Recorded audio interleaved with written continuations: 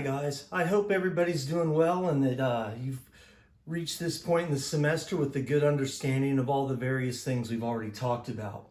What I want to do now is bring everything that we've learned together into a single drawing. I want to just give you this as a sort of a midterm review because we have basically reached that end of the beginning of learning how to draw. I have taught all of you everything that you need to know to be able to draw as well as anyone. Now, as in any art form, the hard part is you learning how to do it your own way and just practicing and thinking about it. So the main thing I want all of you to really focus on in this next drawing is think about all of the things that we've already learned. I want you to try to internalize your own understanding of those terms that describe what we're doing, both the technique and also what you're looking at. Probably the most main one is going to be chiaroscuro. If you understand how that works, those 7 steps of value that establish form in space, when you're drawing, just deciding what value do you want an area to be. And also that in relationship to the figure ground contrast. Those are the things that really make for a good drawing. Knowing when to make a light object stand out against a dark background or vice versa.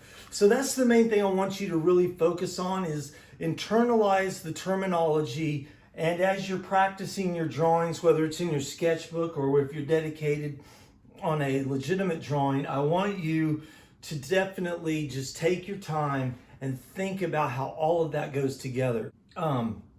But all I want to do is step by step show you that everything we've learned to this point all works together. I'm emphasizing this because when I first took some drawing classes, I wasn't instructed on these things. I thought they were just various parts of a way to draw. It took me until I was already in advanced classes before the light went on and I realized, oh, this all works together. So that's why I teach you all this way from the start, so that you know that all of these steps are part of arriving at a finished drawing. So, number one, the very first thing we want to think about is our picture plane. And the very first decision we want to make through the use of thumbnails, and I'm going to pretend like I've already done thumbnails. Like I said before, when you're doing thumbnails, be as creative as you can. Pick that subject matter that you're working with and draw it from different angles, crop it, zoom in, look at it from a different perspective, whatever. Once you've done that and you arrive at a, definitive design that you want to work with, that gives you the place to really start your drawing. So what I'm going to do is just pretend like I've already done this. I'm going to draw the room and across the hallway there that I can see. And this is a little awkward because what I'm going to be doing is having to turn completely away from myself. This is one thing that I don't remember if I said in another video or not, but it's really important when you're drawing to get it set up. Ideally, what I would do is I would draw like this. I would have my artwork facing me because I draw right-handed. I would have this on this side and I want my body opened up to what I'm drawing. It's very important to understand that there's this sort of, I hate to use the term, but it's like a feng shui. You have to find that balance. If you're left-handed, it'd obviously be the opposite. Ideally, I'd want to be drawing over there, but just opening up a little more is not that drastic. Show me, but on this one, I'm just going to go ahead and define the picture plane.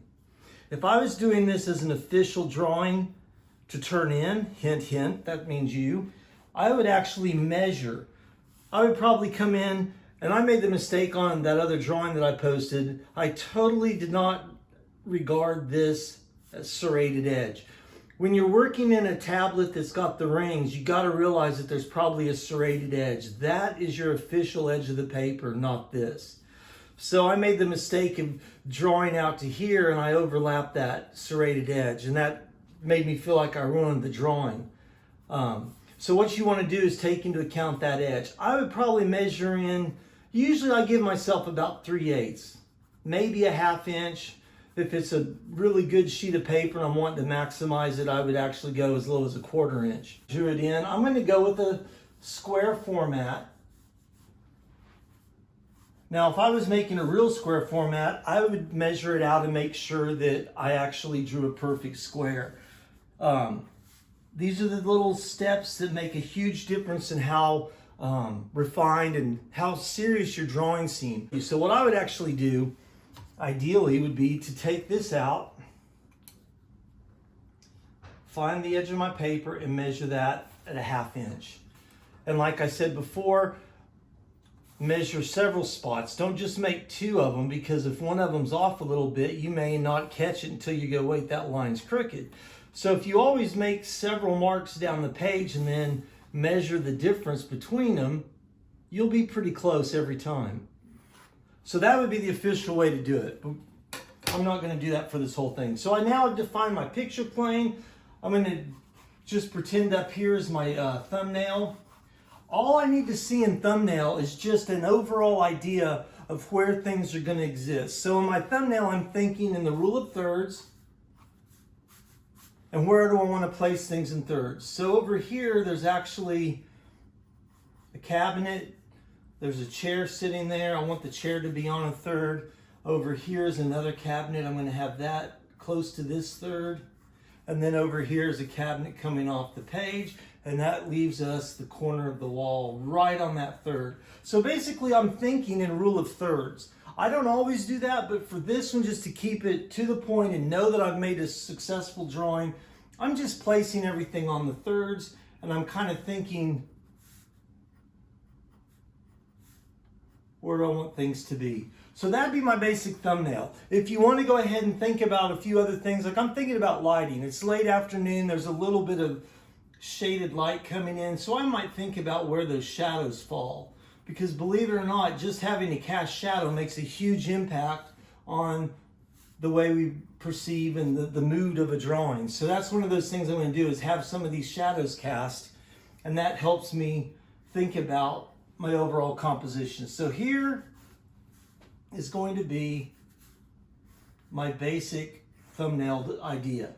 Now another thing, on this drawing, I do not want you to use pen. I want you to rely on the traditional drawing materials, which would be graphite. I've got both the barrel graphite, woodless graphite sticks. This I realized I should have talked up a little more. An ebony pencil is amazing for going in and just, if you've got an area that you just want to make a little darker and none of your graphite will do it, that's a great way. I also have a couple sticks of Conte here. One of them may actually be compressed charcoal, but either way, these I'm just going to have handy in case I want to make an area darker. Now I also got out several tortillons. So I have my tools set up here just in case. I actually got out a Conte pencil if I want to add a light area just to pop it back out, or a piece of chalk. Also, I've got all 3 of my erasers. So that's where we're at. We're going to just start this drawing. We've got our idea. We know what our format is. I know what my subject matter is. And I'm just going to show you the steps. I like to use these, but what I do is I will hold this pencil like that, and I will use this because it's actually a 4H. 4H is very hard, and it's just going to make a very light mark, which will be easy to erase and also easy to cover up as I start to add value. So all I'm going to do, thinking about this, looking at my subject matter, thinking of my idea here, I decided I'm going to bring this in a little more. So right here is going to be the edge. There's actually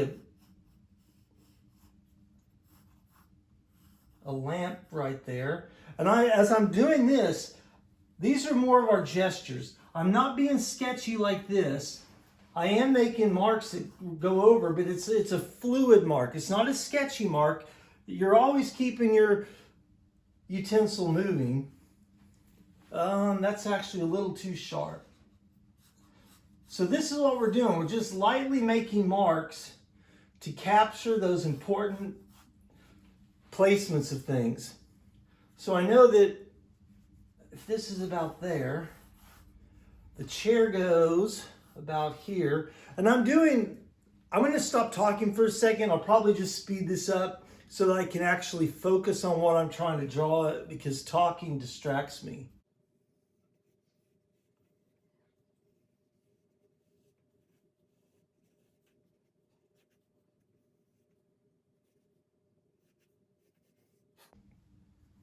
Now, as I'm drawing, just to give you an insight to how I think, I am constantly looking back. When I'm drawing a line here, I'm trying to keep my eye on it. Just like our first assignment, I am trying to make each of these lines with my eye following the object and my hand moving with my eye. But when I look back over here, I am actually checking other information against itself. Like, I want to make sure I keep this gap right here between the chair and this cabinet. So those are the little things when you see me look back and check that I'm looking at. Also, you'll see me do this. I will hold up an object just to make sure I get a line right. I should have done that up here the first time because I started to make that a little too harsh. But again, like I said, nobody's going to be standing here comparing your drawing to this object. This just has to work. The rules of perspective here have to be consistent and believable. So realize that as long as all of these perspective lines stay true to each other, then you'll get away with it.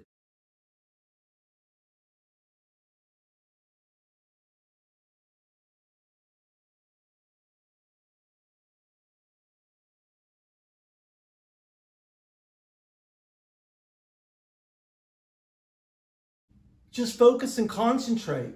You just sit there and take your time and think about, what am I actually seeing? And as you're doing that, pay attention to details. So that's what I'm trying to do here. I'm trying to think about what's the overall, gesture of the object I'm drawing. Where does it match up? Where would, this has shelves in it. So basically what I want to do is go in here and get the shelves. Objects are on the shelf, so I'll draw those to get kind of the rough height. I'm not going to put it in there, but I could pull a really interesting artistic maneuver. This actually, I just realized, paying attention to detail, which is, I may go ahead and do this because it's actually cool. There is a mirror as a background in this object, and there's little random cups and glasses in here. Cups are good. That's where you really have to focus and practice on your ability to draw ellipses. There's some little fluted glasses in there. Now what's funny is there in the mirror, I can actually see myself in that mirror. So here's what I'm going to do. I'm going to go ahead and draw the gesture of me in the mirror. And that's what takes something like this drawing to a whole different level. In some respect, it seems kind of cheesy, but it's something that artists have done repeatedly, and it becomes one of those things that actually makes a more interesting drawing. Because by the end of this, what I would do is have that so subtle that you're not going to just go, oh, that's his reflection in there. I'm going to hide it in there so that you don't notice it right off. It's going to be one of those things that as you look at the drawing, you begin to notice more and more levels of detail. So that's one of those things in the next part of this semester, we're going to start to talk about the difference between just making a basic rudimentary drawing and what makes it start to be art. So this was one of those little happy accidents that I just happened to be